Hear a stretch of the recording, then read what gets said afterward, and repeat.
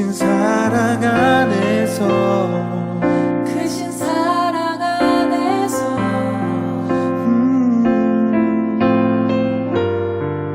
주를 보게 하소서.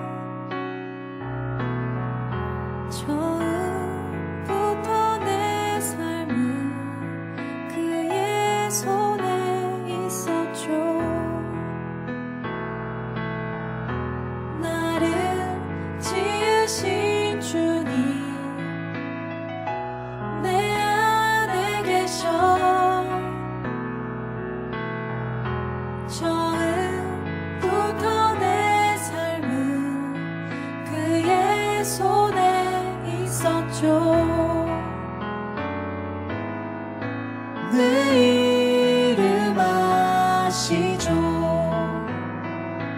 내 모든 생각도 내 흐르는 눈물 그가 닦아주셨죠.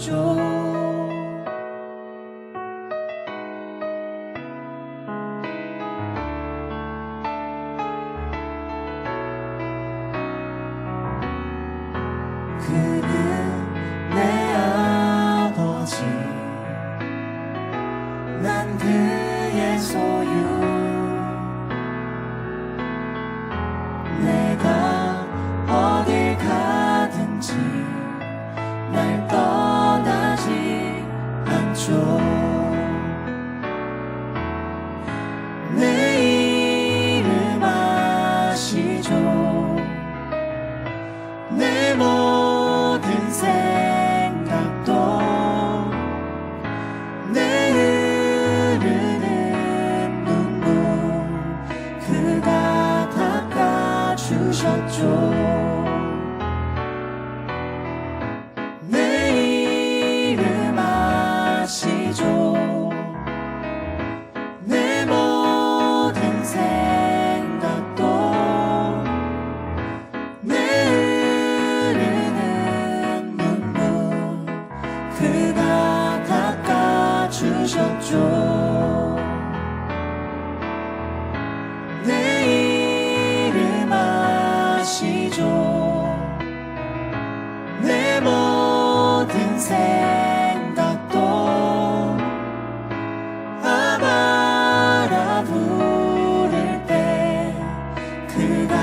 들으시죠. 그가 들으시죠. 그가 들으시죠.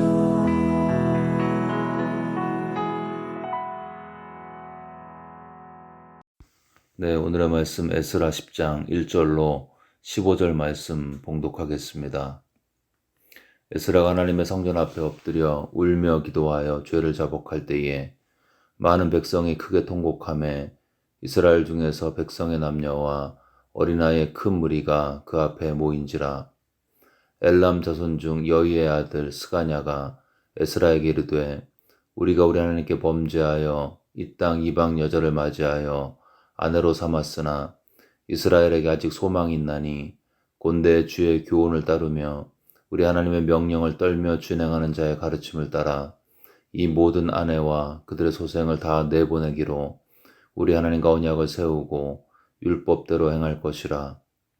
이는 당신이 주장할 일이니 일어나소서, 우리가 도우리니 힘써 행하소서 하니라.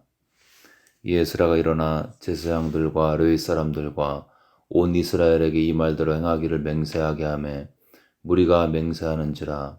이에 에스라가 하나님의 성전 앞에서 일어나 엘리야십의 아들 여호하난의 방으로 들어가니라.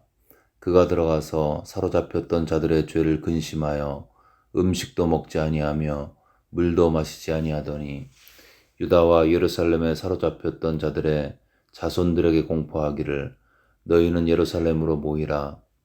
누구든지 방백들과 장로들의 훈시를 따라 3일 내에 오지 아니하면 그의 재산을 정몰하고 사로잡혔던 자의 모임에서 쫓아내리라 하매 유다와 베냐민의 모든 사람들이 3일 내에 예루살렘에 모이니 때는 9째 달 20일이라.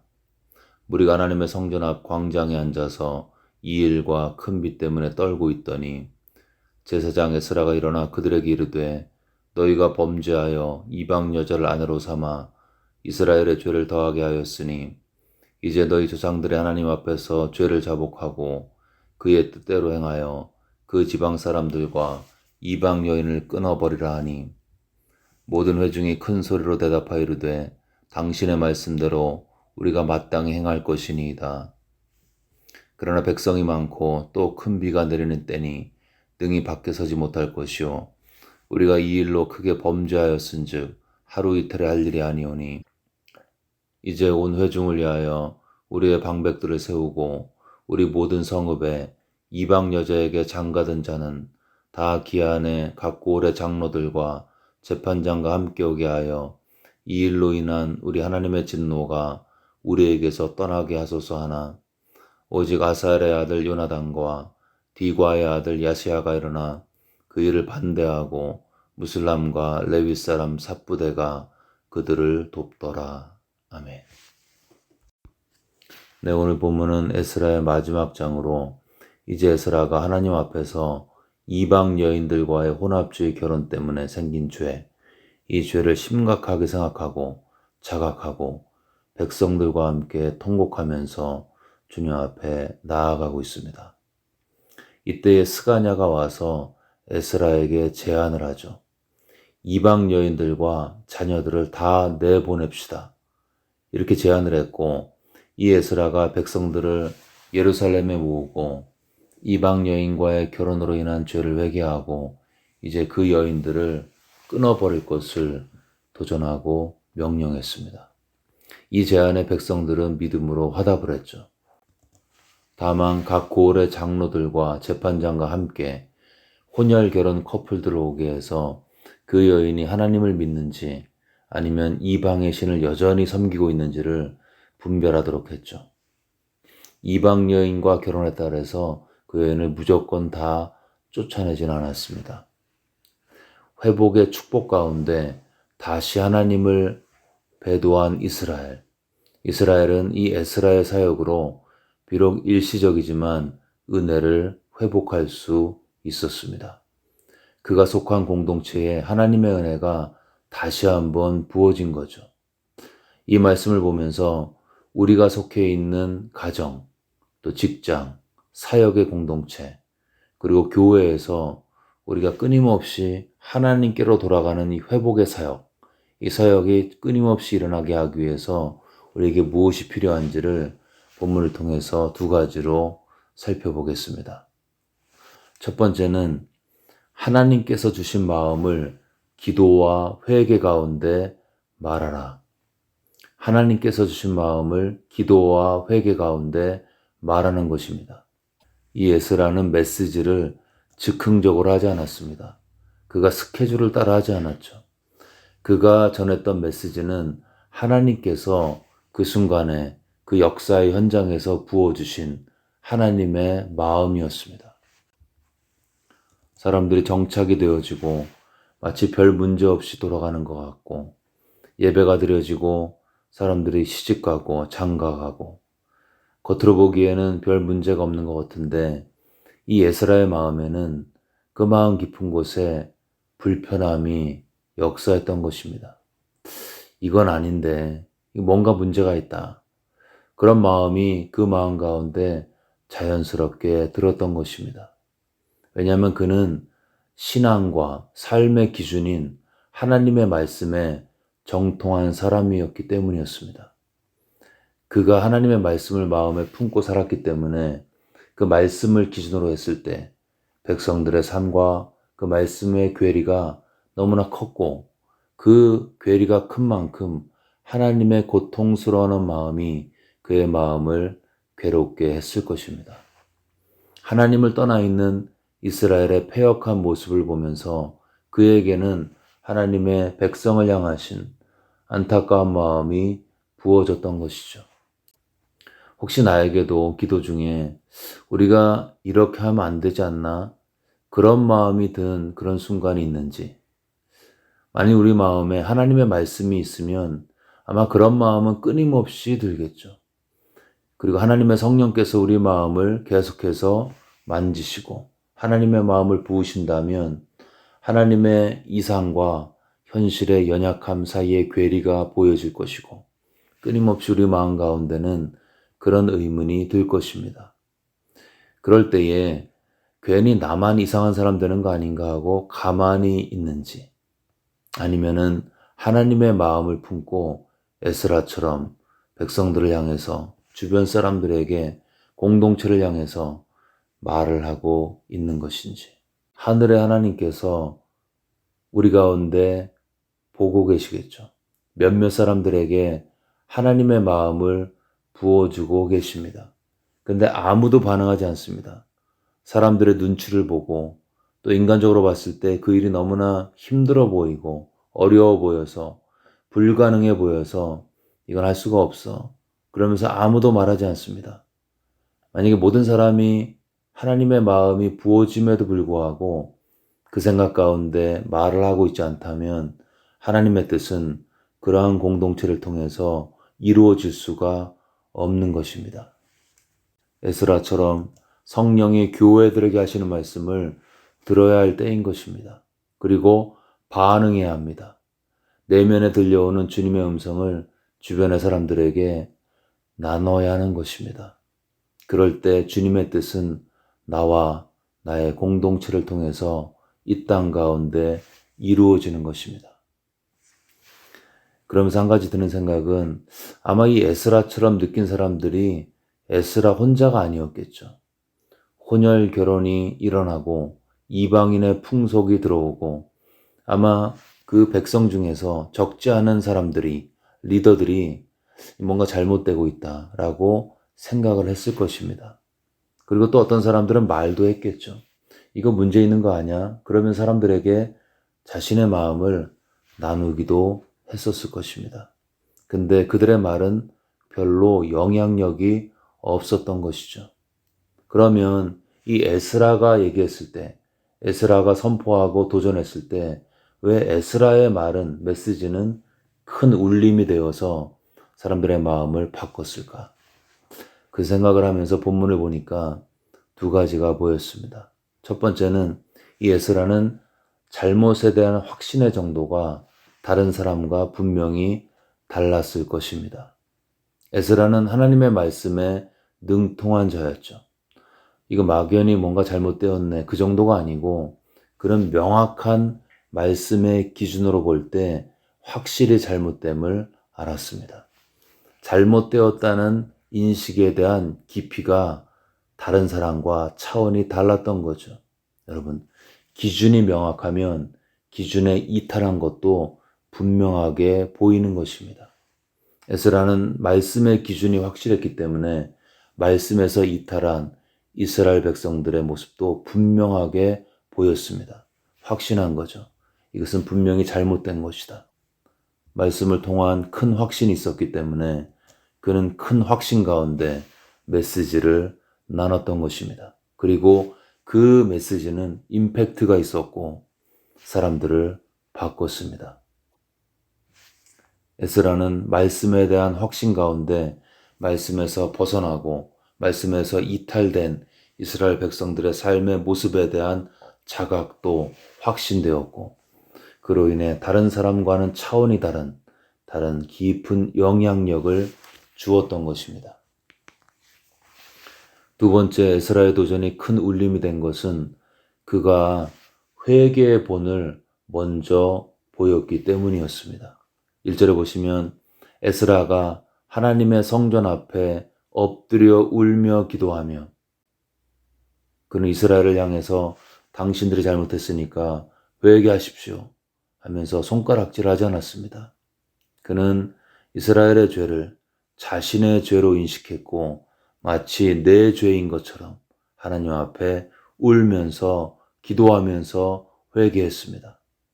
그의 손가락의 끝은 백성이 아닌 자기 자신을 향하고 있었던 거죠. 에스라가 먼저 회개로 나아갔기에 그의 외침의 내용은 정죄였지만 사람들에게 큰 울림이 되었습니다. 나는 의롭고 당신들이 다 잘못했습니다. 그렇게 지적하지 않았습니다. 그 죄가 나의 죄임을 고백하면서 우리의 죄임을 고백하면서 나갔고 우리의 죄에 대한 인식은 사람들의 마음을 녹였습니다. 에스라의 도전이 큰 반향을 준 두 번째 이유는 그가 회개의 본을 먼저 보였기 때문이었습니다. 요즘에 주님께서 나의 가정에, 우리의 목장에, 교회에 대해서 어떠한 음성을 주고 계신지요. 그 음성이 많은 하나님 앞에서의 기도와 기록된 말씀을 통과했고 그리고 먼저 그 말씀을 내게 적용해서 내가 먼저 회개한 것이라면 이제는 누군가는 그 말을 공동체 앞에서 목장에서 우리의 가정에서 말할 수 있어야 합니다. 누군가 하나님의 마음을 붙들고 윗수를 불고 누군가 하나님의 마음을 붙들고 깃발을 높이 들 때 그 사람이 속해 있는 가정과 공동체는 저것이 하나님의 비전이구나. 내가 잘못 살았구나. 그가 삶의 순종으로 먼저 하는 회개로 말씀을 통과하는 확신 가운데 선포되어진 하나님의 마음이 크게 들려지고 느껴짐으로 공동체에 속한 멤버들은 영향을 받고 하나님께 더 가까이 나아가게 되는 것입니다. 주신 마음들 말씀으로 분별하고 깊은 기도로 확신하여 하나님을 위해서 말하시는 우리 모두가 되시기를 주의 이름으로 축원합니다. 두 번째는 누군가 이야기할 때 다른 사람들의 마음도 하나님께서 움직이신다. 누군가 하나님 마음을 품고 말을 하기 시작할 때 하나님께서 다른 사람들의 마음도 바꾸신다는 거죠. 에스라가 먼저 깃발을 들었습니다. 마음의 부담을 이야기했습니다. 그때 사람들이 반응을 한 거죠.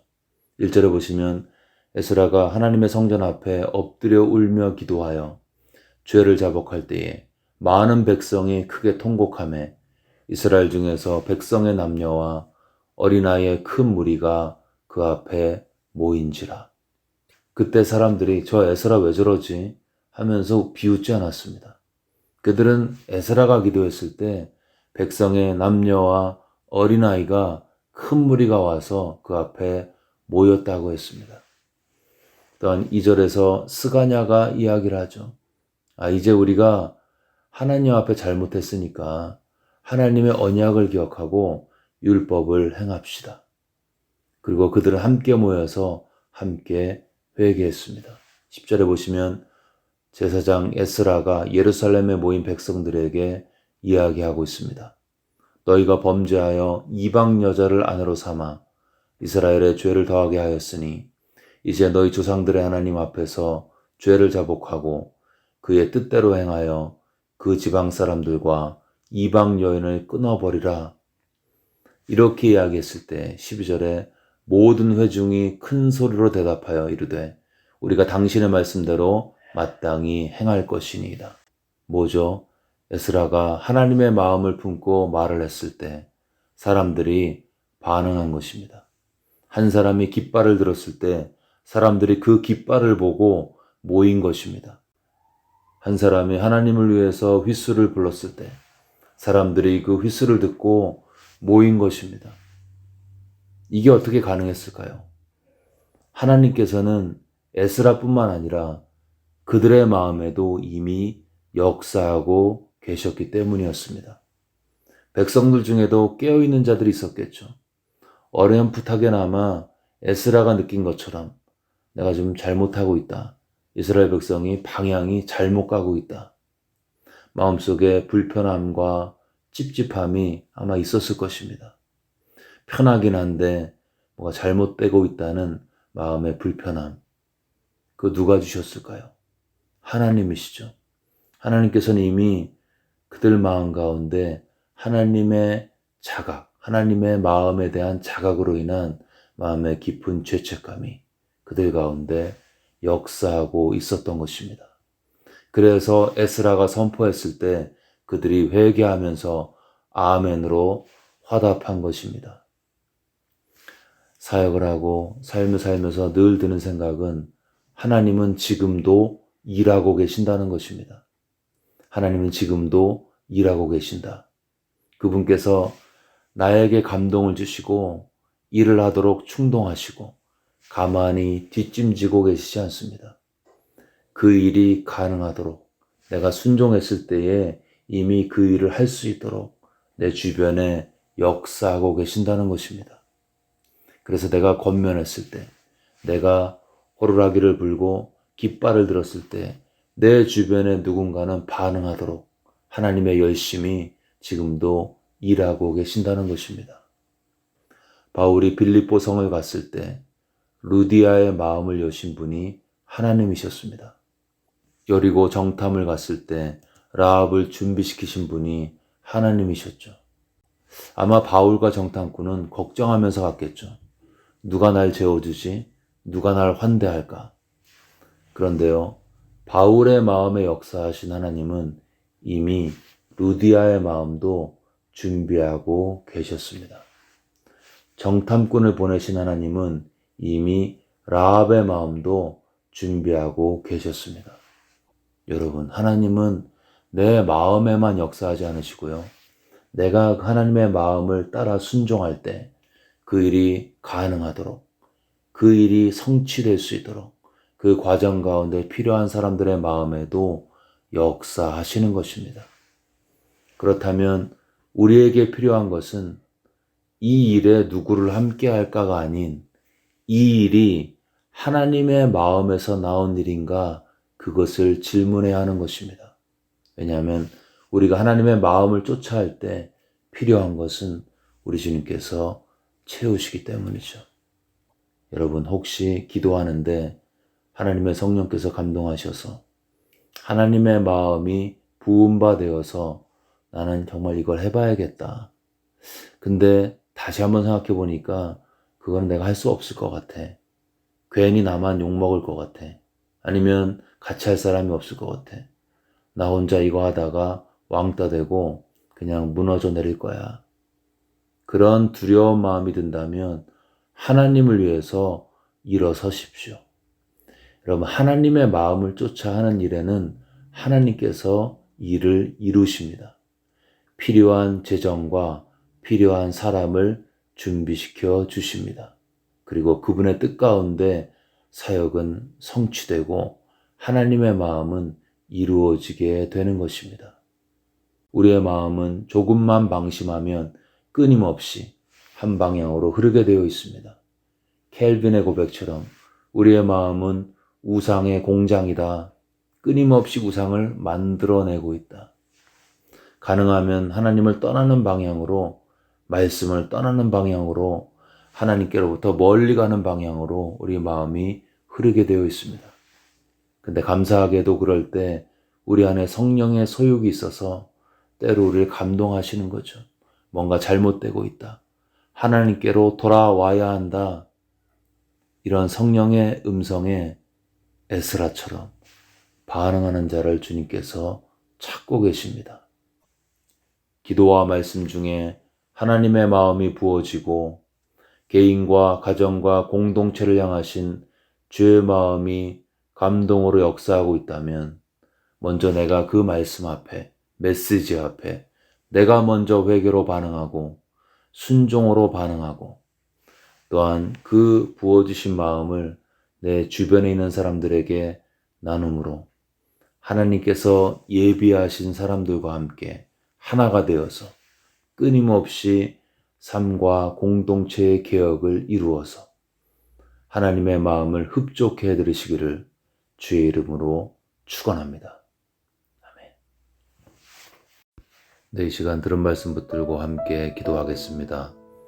우리가 하나님의 말씀을 꾸준히 묵상하고 그래서 하나님의 기준이 우리 마음 가운데 분명하게 각인되어지고 또 한쪽으로는 그 말씀에서 벗어난 우리 개인과 공동체의 모습이 보여질 때 하나님 앞에 그것을 놓고 내가 회개할 자인 것처럼 회개하고 주 앞에 나아가서 그때 부어주신 주님의 마음을 붙들고 주변에 나누고 또 순종할 수 있도록 도와달라고 들은 말씀 붙들고 간절한 마음으로 함께 기도하겠습니다.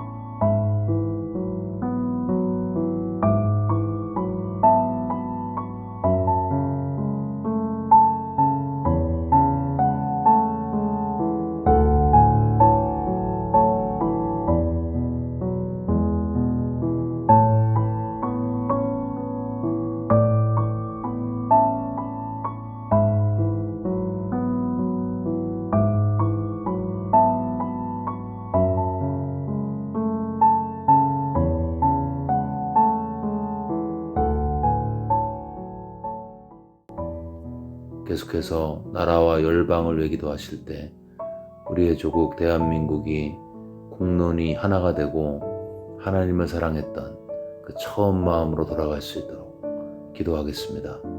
북한 땅에 복음이 증거되어서 수많은 교회가 세워지고 마음껏 예배하는 북한 땅이 될 수 있도록 기도하겠습니다. 우크라이나에 평화가 임할 수 있도록 또 브라질로 간 아프간 난민들이 은혜 안에서 자라갈 수 있도록 귀한 복음의 사역자로 각자가 세워질 수 있도록 또 아프간에 남아있는 난민들의 구출을 위해서 간절한 마음으로 나라 열방을 위해서 간절히 기도하겠습니다.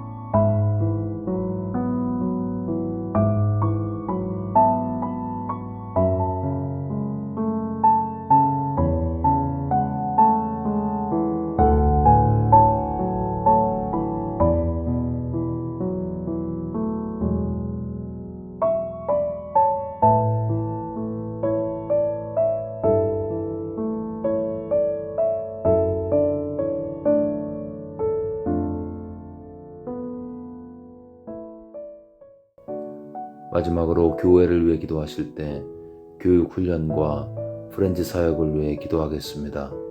목장 사역을 위해 기도하실 때 목장 모임으로 모일 때마다 하나님의 은혜가 지배하는 모임 될 수 있도록 영혼들이 상처가 치유되어지고 기도가 되어지고 말씀이 나눠져서 주님 앞에서 세워지는 영혼들이 세워지는 시간 될 수 있도록 우리 목장 사역을 기억하면서 함께 기도하겠습니다.